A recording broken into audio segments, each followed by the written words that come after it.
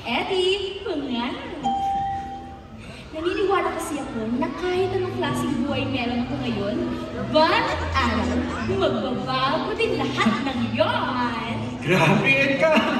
Kasing taas ng tako ng sapatos mo yung pangarap mo, ah! Paul, makinig ka kasi. Pangarap ko kasi makapag-aral. Tapos, matutong gumawa ng sapatos. Siyempre, ako ang model. Bagay mo? Bagay. Ikaw, ano ba kasing pangarap mo? Ikaw?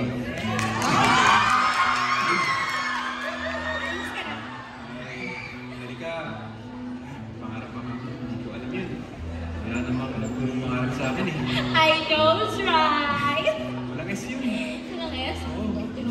Eddie, I know, right? Sa'yo na. Walang S yun. Eddie, I know, right? Ayun natin, nagkagano'n ng S. Okay lang.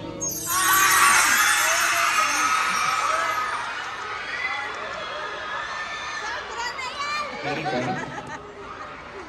Ilapit mo! Ilapit mo! I know. Right. Walang S. Okay? Ayos, nice, ayos. Ano ba na next yun? Paul, diba, pangarap ko po yung pamilya mo. Bakit di ka na lang kaya gumawa ng paraan para hindi na lang matubod yung mami mo tsaka para hindi na lang magbayad natin mo, Paul? Erika kasi...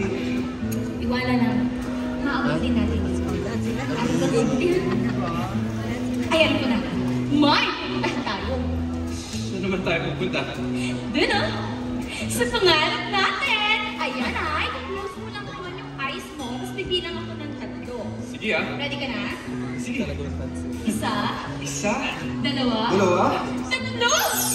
Wow! Erika!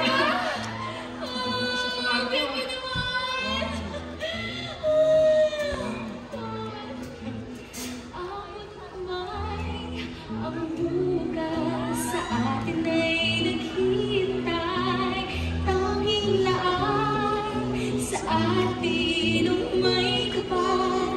Abot kamay ang liwanag tangan sa paglakbay. Abot kamay. Oh, ganito kasi yung pakinggan mo ko, ha? Sige, Erika.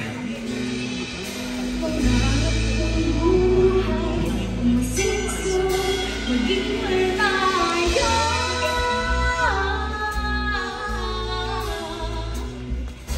Malapit sa problema, kasama ang pamilya.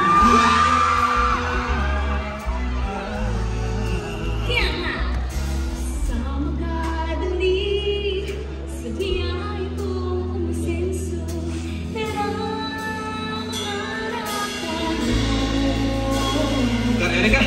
Sama ka dali, sa biyahe ko masenso.